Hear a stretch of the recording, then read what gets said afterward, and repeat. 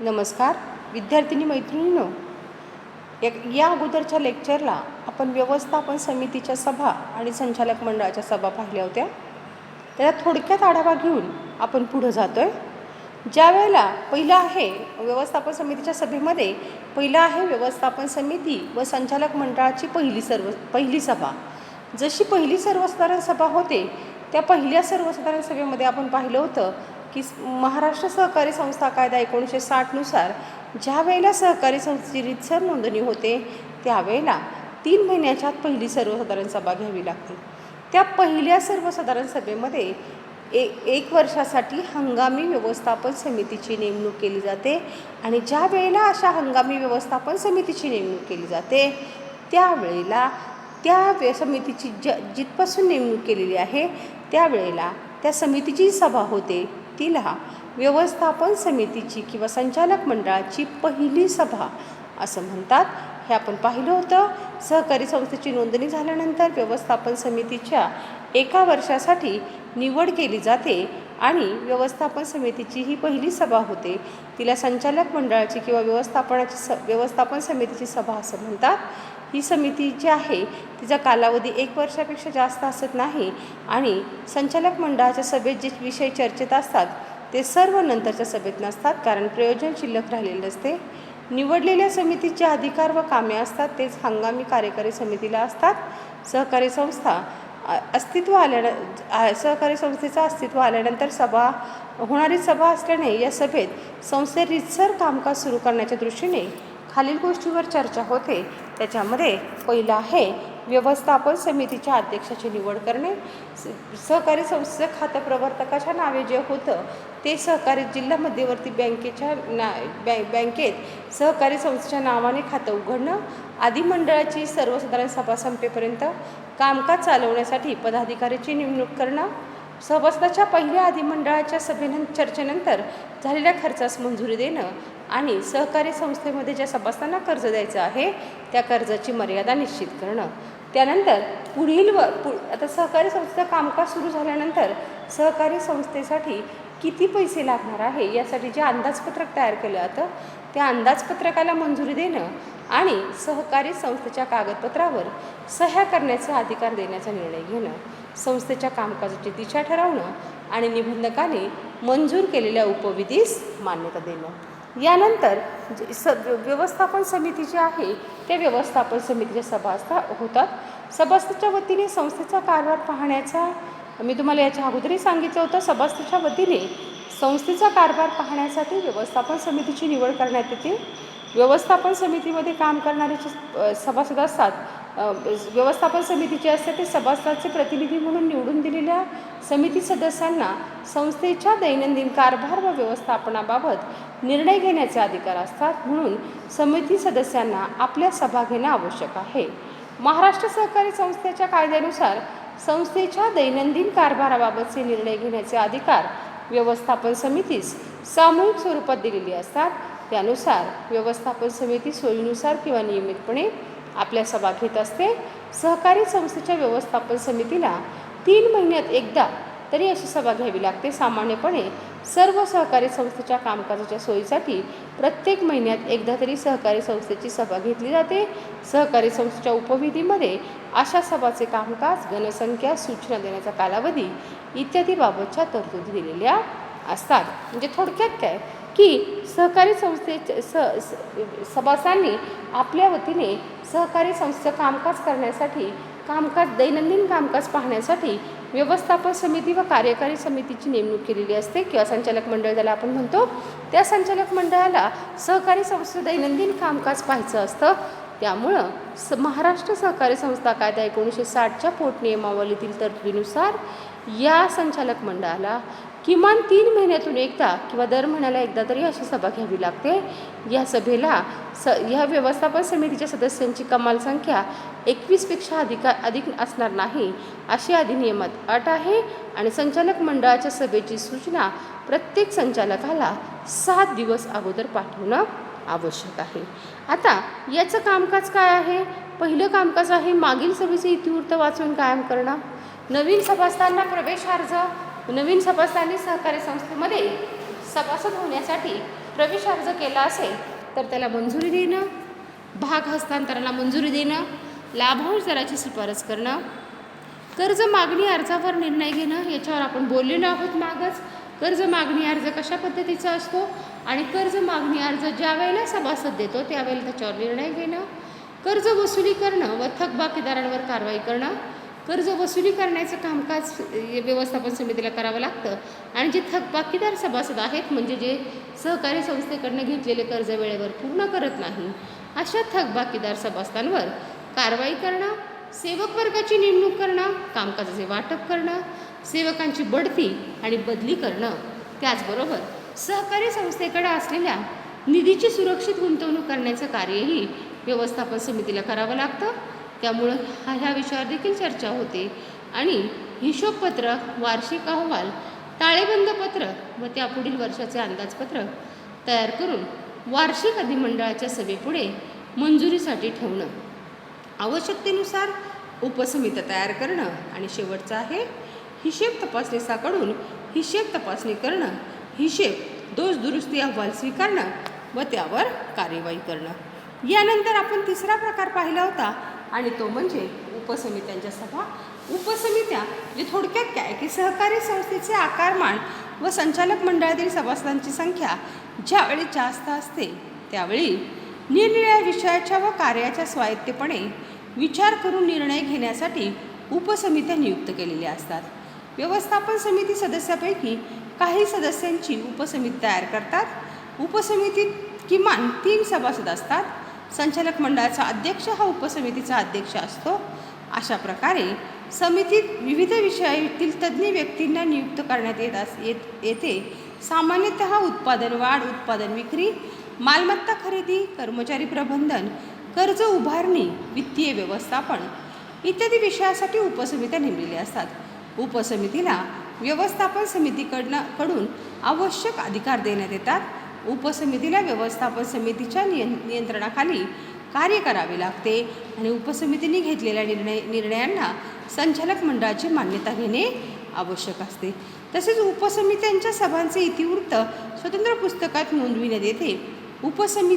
समित्यांच्या सभेबाबत तरतुदी संस्थेच्या उपविधीत असते. सामान्यपणे व्यवस्थापन समितीच्या सभेसारखीच पद्धती या सभेची असते. म्हणजेच काय की थोडक्यात साध्या शब्दात जर सांगायचं म्हटलं तर ज्या वेळेला एखाद्या सहकारी संस्थेमध्ये सहकारी संस्थेचा व्याप मोठा असेल, संचालकाची संख्या जास्त असेल, त्यावेळेला त्या संचालकापैकीच काही लोकांची उपसमिती तयार केली जाते. ती उपसमिती कशासाठी केली जाते की त्या त्या विभागामधील तज्ज्ञ व्यक्ती त्याच्यावर नेमला जातो. एका उपसमितीमध्ये किमान 3 सभासद असतात आणि ते 3 सभासद त्या पद्धतीने काम करतात. उपसमितीची नेमणूक करून उपसमित्यामार्फत सहकारी संस्थेचं कामकाज केलेलं असतं.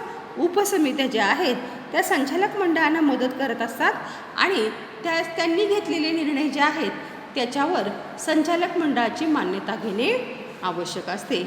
अशा प्रकारे उपसमित्या ज्या आहेत त्या उपसमितीची नेमणूक केलेली असते आणि या उपसमितीला संचालक मंडळाच्या किंवा व्यवस्थापन समितीच्या नियंत्रणाखाली कामकाज करावे लागते. उपसमितीला ज्या वेळेला उपसमितीच्या ज्या सभा होतात त्या सभेची नोंद व्यवस्थित वेगळ्या पुस्तकामध्ये केलेली असते. अशा प्रकारे संचालक मंडळाला किंवा व्यवस्थापन समितीला मदत करण्यासाठी उपसमित्या नेमलेल्या असतात आणि या उपसमितीच्या सभा घेतल्या जातात. त्या सभेमध्ये सहकारी संस्थेच्या कामकाजाबाबत चर्चा केली जाते. प्रत्येक विभागासाठी एक उपसमिती नेमलेली असते आणि त्यामार्फत सहकारी संस्थेचं कामकाज चालतं. हे आपण पाहिलं. आता आपण पुढील भाग जो पाहणार आहोत तो म्हणजे सहकारी संस्थेच्या सभेबाबतच्या कायदेशीर तरतुदी. सहकारी संस्थेमध्ये आपण घेणाऱ्या सभा पाहिल्या. सुरुवातीला सभासदांच्या सभा पाहिल्या. सभासदांच्या सभेमध्ये आपण सभासदांच्या सभेचे प्रकार पाहिले. याच्यामध्ये आपण पहिला प्रकार पाहिला सहकारी संस्थेची सभासदांची पहिली सर्वसाधारण सभा. दुसरा प्रकार पाहिला सहकारी संस्थेची वार्षिक सर्वसाधारण सभा. तिसरा प्रकार पाहिला सहकारी संस्थेची विशेष सर्वसाधारण सभा आणि चौथा प्रकार पाहिला सहकारी संस्थेच्या सभासदांची अंतिम सर्वसाधारण सभा. त्यानंतर ब मध्ये आपण संचालक मंडळाच्या सभा पाहिल्या. त्याच्यामध्ये संचालक मंडळाच्या पहिली सर्वसाधारण सभा, संचालक मंडळाची सभा आणि उपसमितीच्या सभा पाहिल्या. मग या ज्या सभा आहेत त्या सभा घेण्याबाबतच्या कायदेशीर तरतुदी कोणत्या आहेत त्या आता आपण पाहणार आहोत. म्हणजे सभासदांची पहिली सर्वसाधारण सभा व त्या पुढील सभासदांबाबतच्या तरतुदी महाराष्ट्र सहकारी संस्था कायदा 1960 व अधिनियम कायदा 1961 मध्ये दिलेल्या आहेत. त्या कोणत्या आहेत त्या आपण पाहणार आहोत. त्याच्यामध्ये पहिलं आहे सभेची सूचना. सहकारी कायद्यातील तरतुदीनुसार सहकारी संस्थेच्या सभासदांची सभा बोलवण्याचा अधिकार कार्यकारी समितीचा असतो. विशिष्ट परिस्थितीत या सभा बोलवण्याचा अधिकार सभासद किंवा सहकार निबंधास देखील प्राप्त होतो. अध्यक्षाच्या वतीने सभेची सूचना काढतो. सचिव सभेची सूचना काढतो. सभासदांच्या सभेच्या सूचनेमध्ये नाव, सभासदांचा सभेचे नाव, सभेचा दिनांक, वार, वेळ, स्थळ इत्यादीचा स्पष्ट उल्लेख असला पाहिजे.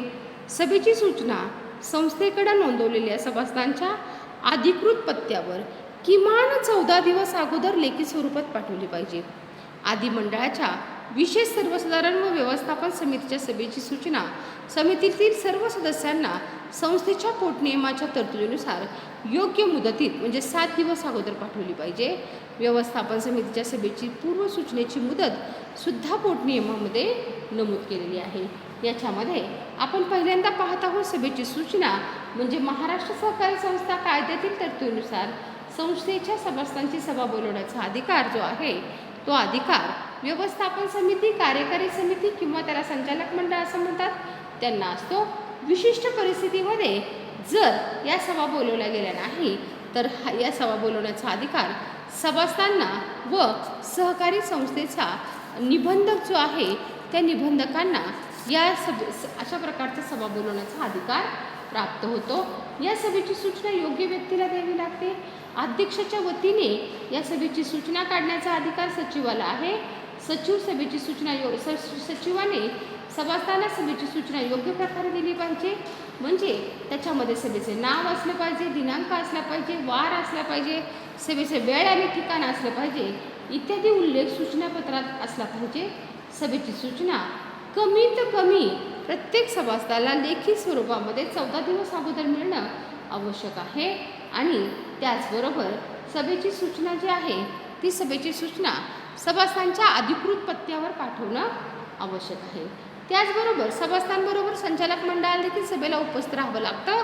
त्यामुळं संचालक मंडळांना सर्व संचालक मंडळाच्या समितीतील सदस्यांना ती सूचना 7 दिवस अगोदर पाठवली पाहिजे. व्यवस्थापन समितीच्या सभेची सूचना कशा पद्धतीने पाठवावी याची मुदतसुद्धा पोटनियमामध्ये नमूद केलेली आहे. म्हणजेच पहिल्यांदा आपण पाहिलं सहकारी संस्थेच्या सभेबाबतच्या कायदेशीर तरतुदी. त्यातली पहिली तरतूद पाहिली ती म्हणजे सभेची सूचना. साध्या शब्दात जर सांगितलं तर महाराष्ट्र सहकारी संस्था कायदा 1960 नंतर 1960 नुसार सभासदांची सभा बोलवण्याचा अधिकार व्यवस्थापन समितीस आहे. काही विशिष्ट प्रसंगी सभासदांची सभा बोलवण्याचा अधिकार सभासदांना आणि निबंधकांना आहे. तेही सभा बोलवू शकतात. त्या सभेची सूचना प्रत्येक सभासदाला 14 दिवस अगोदर लेखी स्वरूपात त्याच्या अधिकृत पत्त्यावर दिली गेली पाहिजे. त्याचबरोबर जे सभेला उपस्थित राहणारे संचालक आहेत त्या संचालकाला देखील सभेची सूचना 7 दिवस अगोदर दिली पाहिजे. त्या सभेच्या सूचनेमध्ये वार, वेळ, ठिकाण, दिनांक या सगळ्या गोष्टी नमूद केलेल्या असल्या पाहिजेत. अशा प्रकारे सहकारी संस्थेच्या सभेबाबतच्या कायदेशीर तरतुदीमध्ये पहिली तरतूद आहे ती म्हणजे सभेची सूचना. त्यानंतर दुसरं आहे सभेची कार्यक्रमपत्रिका. सभा सुरू झाल्यानंतर सभेमध्ये कोणत्या विषयावर चर्चा होणार आहे याचा जो आराखडा तयार केलेला असतो त्याला सहकारी संस्थेच्या सभेची कार्यक्रमपत्रिका असं म्हणतात. ही कार्यक्रमपत्रिका सभेमध्ये क्रमवार पद्धतीने पार पाडावी लागते. बघा, सभेची कार्यक्रमपत्रिकामध्ये म्हणजे सभेमध्ये पार पाडायच्या विषयाची क्रमवार यादी होय. सभेच्या सूचनेसोबत सभेची कार्यक्रमपत्रिका पाठवली पाहिजे. संस्थेच्या अध्यक्षाची चर्चा करून सचिव कार्यक्रमपत्रिका तयार करतो. कार्यक्रमपत्रिकेवरून सभेत कोणकोणत्या विषयावर चर्चा होणार आहे याची सभासद व संचालकांना कल्पना येते. अध्यक्षाच्या पूर्व परवानगीशिवाय कार्यक्रम पत्रिकेत बदल करता येत नाही. सभासद व संचालक मंडळाच्या सभेचे कामकाज योग्य प्रकारे पार पाडण्यास कार्यक्रम पत्रिका उपयुक्त ठरते. पहिली तरतूद आहे सभेची सूचना, तर दुसरी तरतूद आहे सभेची कार्यक्रम पत्रिका. प्रत्येक सभेला सभेची कार्यक्रम पत्रिका असणं आवश्यक आहे. सभेची कार्यक्रम पत्रिका म्हणजे काय? सभेची कार्यक्रम पत्रिका म्हणजे सभेमध्ये पार पाडावयाच्या विषयाची क्रमवारी यादी या सभेमध्ये सभेची सूचना पाठवली जाते. त्याचबरोबर सभेच्या सूचनेच्या बरोबर पाठवली पाहिजे. त्याचबरोबर अध्यक्षाची चर्चा करून सचिव सभेची कार्यक्रम पत्रिका तयार करत असतो. त्या कार्यक्रम पत्रिकेवरनं सभासदाला सभेमध्ये कोणकोणत्या विषयावर चर्चा होणार आहे याची कल्पना सभासदांना व संचालकांना अगोदरच येते. अध्यक्षाच्या पूर्व परवानगीशिवाय कार्यक्रम पत्रिकेमध्ये बदल करता येत नाही. सभासद व संचालक मंडळाच्या सभेत कामकाज योग्य प्रकारे पार पाडण्याची जबाबदारी जी आहे ती म्हणजे सभासद व संचालक मंडळाच्या सभेचे कामकाज योग्य प्रकारे पार पाडण्यास कार्यक्रम पत्रिका उपयुक्त ठरते आणि त्या पद्धतीने सचिव कार्यक्रम पत्रिका तयार करण्याची जबाबदारी पार पाडतो. म्हणजे सभेबाबतची दुसरी तरतूद आहे ती म्हणजे सभेची कार्यक्रम पत्रिका. थोडक्यात पुन्हा सभेची कार्यक्रम पत्रिका म्हणजे सभेमध्ये होणाऱ्या कामकाजाची विषयवार नोंद याला कार्यक्रम पत्रिका असं म्हणतात. कार्यक्रम पत्रिकेवरनं सभेमध्ये कोणकोणत्या गोष्टीवर चर्चा होणार आहे, सभेचं कामकाज कशा पद्धतीचं असणार आहे याची जाणीव सभासदांना व संचालकांना येऊ शकते आणि सभेचे कामकाज कशा प्रकारे पार पाडलं जाणार आहे याची देखील कल्पना सभेच्या कार्यक्रम पत्रिकेवरून येऊ शकते. त्यानंतर पुढचं आहे सभेची गणसंख्या. सभेचे कामकाज सुरू करण्यासाठी किमान उपस्थिती आवश्यक आहे. त्यामध्ये म्हणजे कामकाज सुरू करण्यासाठी सभा वैध कायदेशीर ठरविण्यासाठी सभेला गणसंख्येची आवश्यकता असते. किमान उपस्थिती म्हणजे गणसंख्या किंवा गणपूर्ती होय. गणसंख्या सुरुवातीपासून ते सभा संपेपर्यंत असावी लागते. किमान संख्येचा उल्लेख उपविधीमध्ये केलेला असतो. गणसंख्या म्हणजे सभेला आवश्यक असणारी संख्या. सभा कायदेशीररित्या वैध ठरण्यासाठी सभेला योग्य ती गणसंख्या आवश्यक असते. गणसंख्या ही कशी असावी लागते तर गणसंख्या म्हणजे किमान उपस्थिती आणि ही उपस्थिती सभा सुरू झाल्यापासून सभेचा शेवट होईपर्यंत आवश्यक असते आणि सभेची गणसंख्येचा उल्लेख उपविधीमध्ये केलेला आहे. थोडक्यात सभा वैध ठरण्यासाठी किंवा अधिकृतरित्या ठरण्यासाठी सभेला प्रत्येक सभेला सभासदांची संख्या आवश्यक आहे आणि याला गणसंख्या असं म्हणतात. गणसंख्येनुसार सहकारी संस्थेच्या सभासदांची कल्पना येते किंवा गणसंख्या जी आहे त्या गणसंख्या जर गणसंख्या जर नसेल तर ती सभा वैध मानली जात नाही. म्हणून सहकारी संस्थेची सभा वैध मानण्यासाठी सहकारी संस्थेला गणसंख्येची आवश्यकता असते. त्यानंतर आपण पुढचं पाहणार आहोत चौथं. त्याचाच भाग आपला पुढचा पाहतोय. जर समजा गणपूर्ती अभावी सभा जर भरवली गेली तर तो सभेमध्ये घेतलेले निर्णय संस्थेवर व सभासदांवर बंधनकारक असत नाही. शिवाय ही सभा वैध ठरत नाही. म्हणजे सभेला गणसंख्या असणं आवश्यक आहे. गणसंख्या व्यतिरिक्त जर सभा घेतली तर त्या सभेमध्ये घेतलेले निर्णय जे आहेत ते सभासदांना व संचालकांना मान्य करणं बंधनकारक नाही, कारण ही सभा वैध ठरली जात नाही. सर्वसाधारण सभेसाठी एकूण सभासदांच्या 1/5 म्हणजे 25 इतकी गणसंख्या असणं आवश्यक आहे. तर व्यवस्थापन समितीच्या 1/3 किंवा 5 यापैकी जी कमी संख्या असेल ती गणसंख्या असणं आवश्यक आहे. सभेचे कामकाज सुरू करण्यापूर्वी अध्यक्षाने पुरेशी गणसंख्या आहे की नाही हे पाहणं आवश्यक आहे. सभेसाठी पुरेशी गणसंख्या नसल्यास सभा तहकूब केली जाईल आणि 30 मिनिटे किंवा पोटनियमात दर्शवलेल्या वेळेपर्यंत वाट पाहण्यात येईल. तहकूब झालेल्या सभेसाठी गणसंख्येची आवश्यकता नसते. म्हणून तहकूब झालेली सभा केव्हा घ्यावी याबाबत संस्थेच्या पोटनियमामध्ये तरतूद केलेली आहे. आपण पाहतोय सहकारी संस्थेच्या सभेची गणसंख्या सभा वैध अधिकृत धरण्यासाठी सभेला गणसंख्या असणं आवश्यक आहे. गणसंख्या अभावी जर सभा घेतली आणि त्या सभेमध्ये जर काही निर्णय घेतले तर ते निर्णय सभासदांना व संचालकांना गृहीत धरले जात नाहीत किंवा त्यांच्यावर बंधनकारक केले जात नाहीत, कारण त्या सभेला वैध सभा मानली जात नाही. गणपूर्ती अभावी सभा भरवल्यास बंधनकारक नाही किंवा ती सभा. त्याचबरोबर गणसंख्या किती असावी तर सभासदांच्या सर्वसाधारण सभेसाठी एकूण सभासदाच्या 1/5 किंवा 25 यापैकी जी संख्या कमी संख्या असेल ती गणसंख्या असेल आणि व्यवस्थापन समितीच्या सभेसाठी एकूण सदस्याच्या 1/3 किंवा 5 यापैकी जी कमी संख्या असेल ती गणसंख्या असेल. सभेचे कामकाज सुरू होण्यापूर्वी अध्यक्षाने गणसंख्या आहे की नाही हे पाहणं आवश्यक असते. त्यासाठी पुरेशी गणसंख्या नसेल तर ती सभा तहकूब केली जाते. 30 मिनिटासाठी तहकूब केली जाते आणि 30 मिनिटानंतर ती सभा त्याच ठिकाणी त्याच वेळी पुन्हा घेतली जाते अशी पोटनियमामध्ये तरतूद केलेली आहे. आणि ती सभा पुन्हा घेतल्यानंतर त्या सभेला ती आवश्यकता नसते. तहकूब झालेली सभा केव्हा घ्यावी याबाबत पोटनियमामध्ये तरतूद दिलेली आहे. त्या सभेला मात्र गणसंख्येची आवश्यकता नसते. यानंतर आपण चौथं पाहणार आहोत, सभेचा अध्यक्ष. याच्या अगोदरही मी तुम्हाला सांगितलं होतं पहिली सर्वसाधारण सभा याच्यामध्ये पाहत असताना त्याच्यामध्ये आपण पाहिलं होतं अध्यक्षाची निवड करणं. त्यावेळेस मी तुम्हाला सांगितलं होतं की सभा वैध किंवा अधिकृत मानण्यासाठी त्या सभेला अध्यक्ष असणं अतिशय गरजेचं आहे. त्यामुळं सभेच्या जी सभा आहे त्या सभेच्या सूचनेमध्ये किंवा त्या सभेसाठी जे सभेमधली कायदेशीर तरतूद अशी आहे. सहकारी संस्थेच्या सभेच्या कायदेशीर तरतुदी आपण पाहतोय. त्यातली पुढची तरतूद आहे की सभा कायदेशीर व वैध ठरण्यासाठी सभेला अध्यक्ष असणं गरजेचं आहे. सहकारी कायद्यानुसार सहकारी संस्थेच्या होणाऱ्या प्रत्येक सभेला सभापती किंवा अध्यक्ष असावा. सभेचा अध्यक्ष म्हणजे किमान नियमन किंवा नियंत्रण करण्यासाठी निवडलेली व्यक्ती होय. सहकार कायद्यानुसार पात्र व्यक्ती सभेचा अध्यक्ष निवडला जातो. सहकारी संस्थेचे अध्यक्ष हे सर्वसाधारण सभेचे व व्यवस्थापन समितीच्या सभेचे अध्यक्ष असतात. अध्यक्षांच्या अनुपस्थितीत सहकारी संस्थेस उपाध्यक्ष सभेचे सभेचे अध्यक्षपद स्वीकारतात.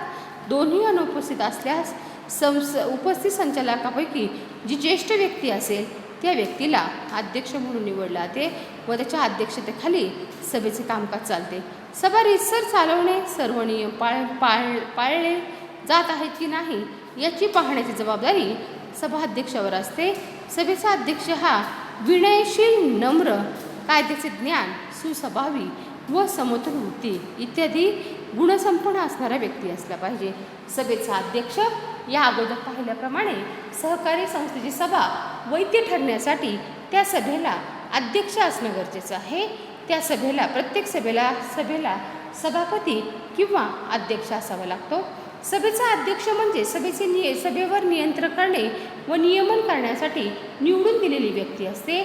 सहकार कायद्यानुसार पात्र व्यक्ती सभेचा अध्यक्ष निवडला जातो. सहकारी संस्थेचे अध्यक्ष हे सर्वसाधारण सभेचे व व्यवस्थापन समितीच्या सभेचे अध्यक्ष असतात. समजा एखादा अध्यक्ष सभेला अनुपस्थित राहिला तर त्या जागेवर त्याचं कामकाज पाहण्यासाठी उपाध्यक्ष तिथं असतो. उपाध्यक्षाने अध्यक्षपद स्वीकारून ते कामकाज पाहावं लागतं.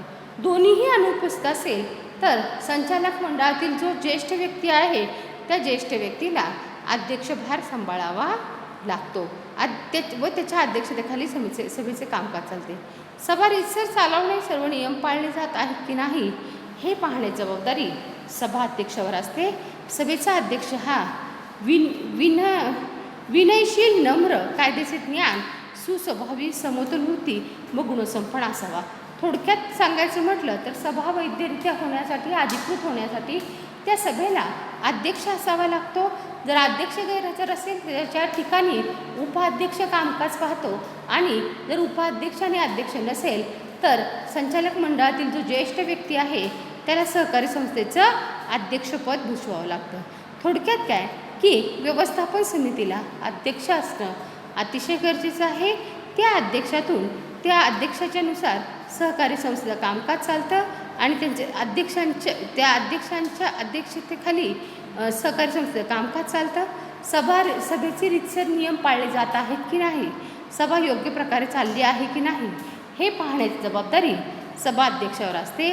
सभेचा अध्यक्ष हा विनयशील, नम्र, कायद्याचे ज्ञान व सुस्वभावी व समोर वृत्ती गुणसंपन्न असणारी व्यक्ती असावा. त्यानंतर चौथा आपण पाहतोय मतदानाची पद्धती. आता मतदानाच्या पद्धतीमध्ये अनेक प्रकारच्या मतदानाच्या पद्धती आहेत.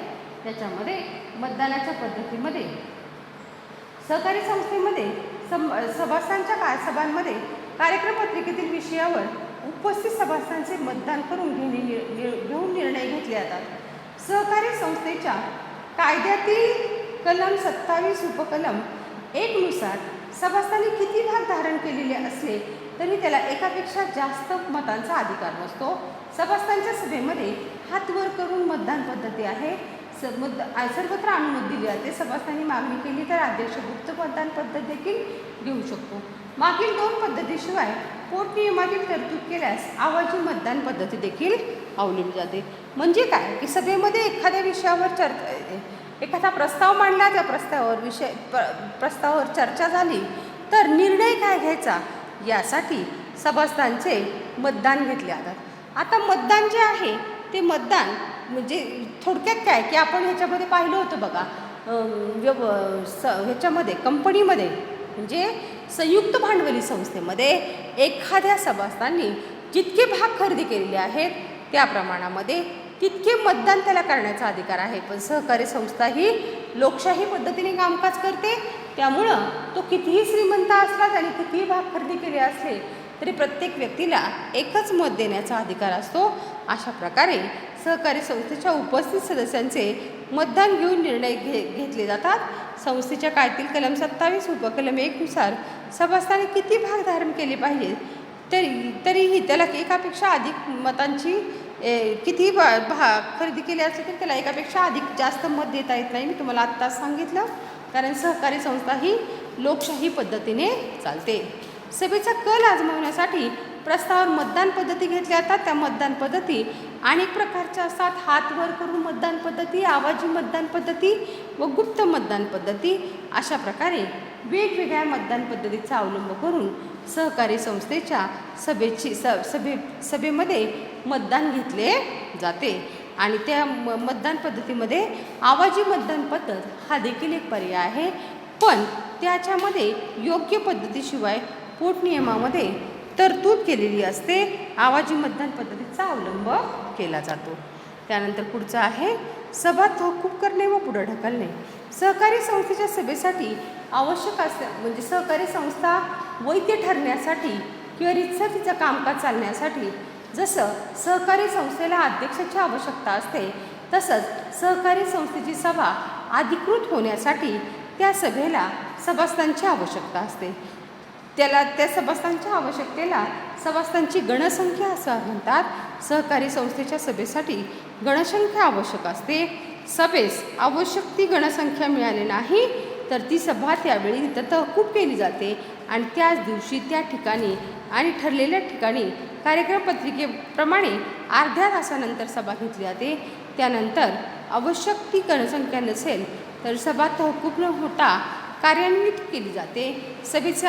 सभेचे कामकाज अपेक्षित वेळेपेक्षा जास्त वेळ लांबले किंवा कार्यक्रम पत्रिकेतील सर्व विषय अपेक्षित वेळेत संपले नाहीत तर अध्यक्ष सभागृहाच्या संमतीने सभा तहकूब करू शकतो.